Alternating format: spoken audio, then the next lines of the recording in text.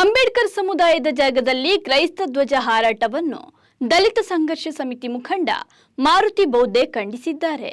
ತಪ್ಪಿತಸ್ಥರ ವಿರುದ್ಧ ಕ್ರಮ ಆಗಬೇಕು ಅಂತ ಆಗ್ರಹಿಸಿದ್ದಾರೆ.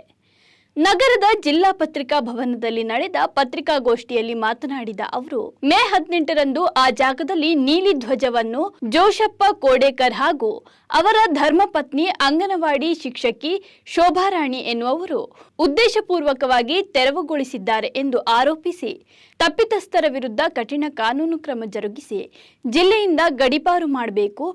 ಈ ಬಗ್ಗೆ ಗಾಂಧಿಗಂಜ್ ಪೊಲೀಸ್ ಠಾಣೆಗೆ ದೂರು ನೀಡಿದ್ರೂ ಸೂಕ್ತ ಕ್ರಮ ಕೈಗೊಂಡಿಲ್ಲ ಎಂದು ಆಕ್ರೋಶ ಹೊರಹಾಕಿದ್ದಾರೆ. ದೇಶದ ಸ್ವತಂತ್ರವಾಗಿ 80 ವರ್ಷ ಕಳೆದರೂ ಸಂವಿಧಾನ ಜಾರಿಗೆ ಬಂದು 77 ವರ್ಷ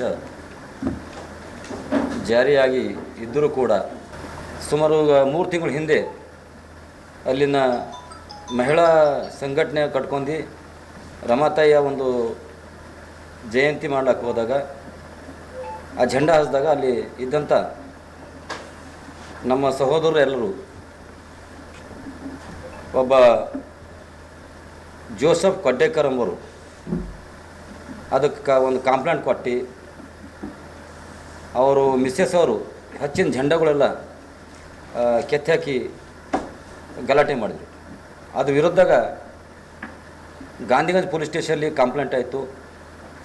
ಮಹಿಳಾ ಮತ್ತು ಮಕ್ಕಳ ಕಲ್ಯಾಣ ಇಲಾಖೆಯಲ್ಲಿ ಅವ್ರ ಮೇಲೆ ಕ್ರಮ ತಗೋಬೇಕು, ಈ ರೀತಿ ಮಾಡ್ಯಾರ ಅಂತ ಕೊಟ್ಟರು ಕೂಡ ಗಾಂಧಿಗಂಜ್ CPI ಇಲ್ಲಿವರೆಗೂ ಅವ್ರ ಮೇಲೆ ಕ್ರಮ ತಗೊಂಡಿಲ್ಲ.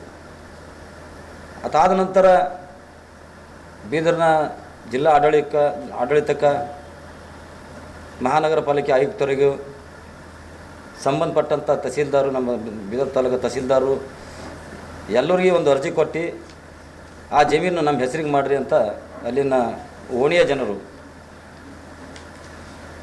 ಅಲೆದಾಡಿ ಸುಸ್ತಾಗಿದ್ದಾರೆ. ಆದರೆ ಯಾರೂ ಕೂಡ ಅದಕ್ಕೆ ಸ್ಪಂದಿಸ್ತಾ ಇಲ್ಲ. ನಮ್ಮ ಲೋಕಲ್ MLA ಮಂತ್ರಿಯವರು ಎಲ್ಲರಿಗೂ ಭೇಟಿಯಾಗ್ಯಾರ. ಆದ ನಂತರ ಮೊನ್ನೆ 14ನೇ ತಾರೀಕಿಗೆ ಮತ್ತೆ ಇವರು ಸ್ವಾತಂತ್ರ್ಯೋತ್ಸವ ದಿನಾಚರಣೆ ಅಲ್ಲೇ ಮಾಡಬೇಕು ಆ ಜಾಗದಾಗ ಅಂತ ಹೇಳಿ ಮತ್ತೆ ನೀಳೆ ಝಂಡ ಹಚ್ಚಿ ಒಂದು ಕಟ್ಟಿ ಅಲ್ಲಿ ಹೋಗಿ ಕೂತಾರೆ. ಆವತ್ತೇ ಮತ್ತೆ ಪೊಲೀಸು ಮಹಾನಗರ ಪಾಲಿಕೆ ಎಲ್ಲರೂ ಬಂದಾಗ ಎಲ್ಲರೂ ಮತ್ತು ವಿನಂತಿ ಮಾಡಿಕೊಂಡು, ಇಲ್ಲ ಸರ್ ಎಲ್ಲರಿಗೂ ಜಾಗ ಅದ, ನಮ್ಗೆ ಯಾಕೆ ಇಲ್ಲಿ ಬೇಡ ಅಂತೀರಿ ನೀವು ಅಂದ್ರೆ ಕಮಿಷನರು ನಾನು ಸ್ವಲ್ಪ ದಿವಸದಾಗ ನಿಮಗೆ ನಾನು ಅಲಾಟ್ಮೆಂಟ್ ಮಾಡಿಸ್ತೀನಿ, ನೀವು ಗೆದ್ದೋಗ್ರಿ ಅಂತಂದಾಗ, ಇಲ್ಲ ನಾವು ಪ್ರತಿ ಸಲ ಐತಿ 3 ತಿಂಗಳೈತಿ ನಿಮ್ಮ ಹತ್ರ ತಿರ್ಲಾದ್ದೆವು, ಅದು ಆಗೇ ಇಲ್ಲ, ಅದಕ್ಕೆ ಈಗಾದರೂ ನಮಗೆ ಕೊಡಬೇಕು ಅಂತಂದು ಅವ್ರು ಪಟ್ಟು ಹಿಡ್ಕೊಂತಾಗ ಅಲ್ಲಿದ್ದಂಥ ಜೋಸಫ್ ಕೋಡೇಕರ್ ಮತ್ತು ಅವ್ರ ಮಿಸ್ಸೆಸ್ ಅವರು ಇಲ್ಲ ಸಲ್ಲದ ವಿಷ ಬೀಜ ಬಿತ್ತಿ ಎರಡೂ ಸಮಾಜದಾಗ ಕ್ರೈಸ್ತರನ್ನು ಸುಮ್ಮನೆ ಎತ್ಕಟ್ಟಿ ಅಲ್ಲಿ ಬಂದು ಗಲಾಟೆ ಮಾಡೋಕ್ಕೆ ಪ್ರಾರಂಭ ಮಾಡ್ತಾರೆ.